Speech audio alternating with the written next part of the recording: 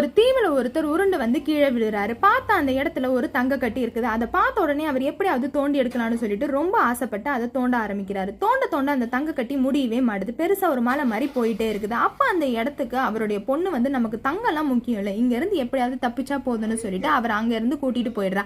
அதே நேரத்துல இன்னொரு பக்கம் நம்ம ராக்கும் இன்னொரு பையனும் தீவுல இருந்து தப்பிக்கிறதுக்காக தண்ணிக்குள்ள குதிச்சு உள்ள இருக்க சம்மரின் டோரும் ஓபன் பண்றாங்க. அப்போ ஒரு எலக்ட்ரிக் ஃபிஷ் அவங்களை அட்டாக் பண்ண வருது. அவங்களும் எப்படியும் அதை கிட்ட இருந்து தப்பிச்சு சம்மரின்குள்ள போய் டோரை லாக் பண்ணிக்கிறாங்க. உள்ள போய் அந்த சம்மரினை ஸ்டார்ட் பண்ணலான்னு பார்த்தா பேட்டரி சுத்தமா ட்ரை ஆகி கிடக்குது.